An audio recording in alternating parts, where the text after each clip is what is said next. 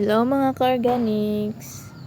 For today's vlog po ay ipapakita ko po sa inyo kung paano magtanim ng dahon ng begonia. Ayan. So, kinuha ko po sila sa mother plant, yung matured leaf na po. Tapos, ginupit-gupit ko po sila. Ayan. Para po mas marami. So, tubig ulan po itong binabad ko sila. Ayan, yung ginamit ko. Para maging healthy po sila yung mga leaves. At, ayan. So, alive na alive po sila kasi pag tubig ulan. So, ito lang ginagawa ko. Binungkal ko po yung lupa. Tapos, itanim itong nagupit po na mga dahon ng begonia. Ayan. Ginaganyan ko lang po.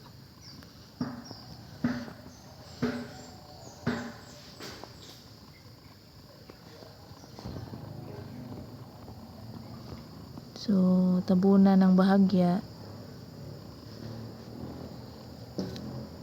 Tapos, pag may ganito, yung stem niya, itutusok lang. Pag ganyan. Tapos, pag ito, plain lang na dahon, ay ilalagay lang natin dyan. Tapos, tatabunan natin.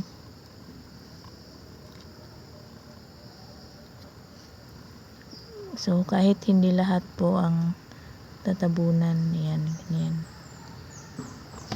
So, dito po ay may naitanim na po ako mga dahon.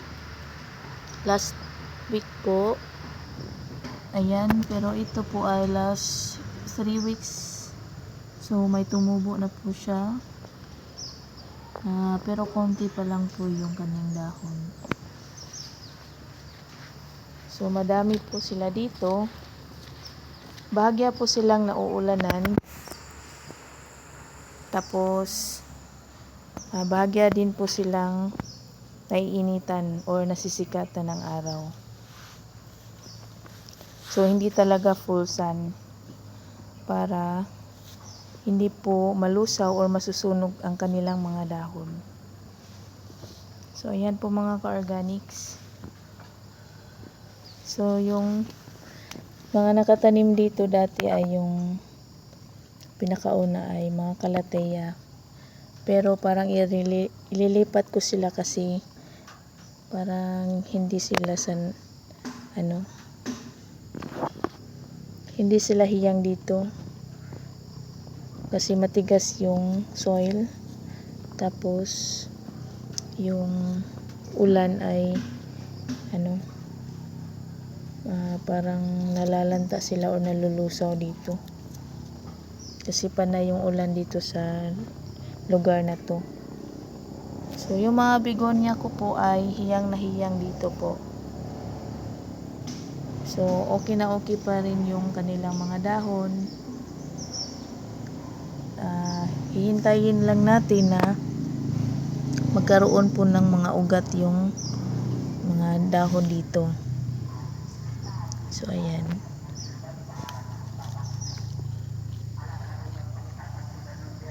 So, ang dami, no? Kailangan talaga tiyaga lang po. Dati po, nahihirapan po talaga akong magtanim ng begonia dito sa amin. So, galing po pala ito sa Baguio. Yung mga rare begonia na galing sa Holland po. Sabi ng supplier ko, mga around 2021, yung mga begonia na ganito ay umaabot ng 4,000 to 5,000 per pot yung lash po.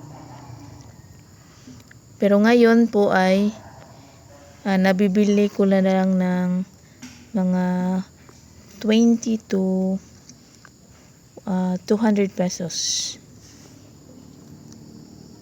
Pero at first po talaga nahihirapan akong buhayin sila dito sa amin.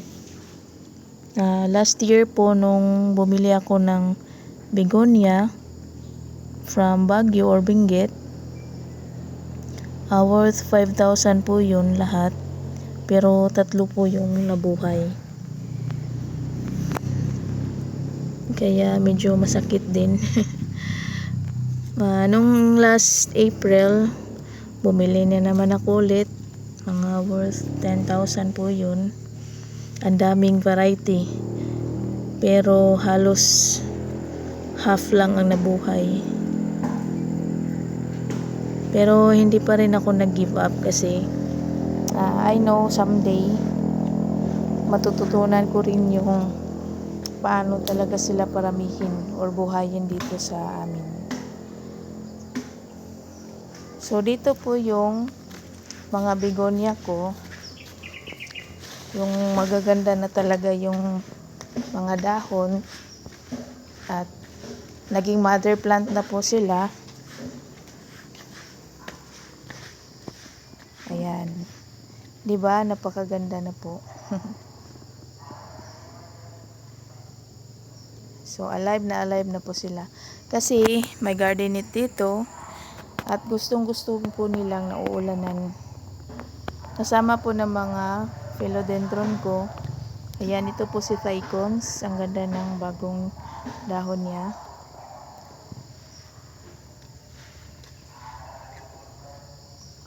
So, prayer lang po talaga at tiyaga.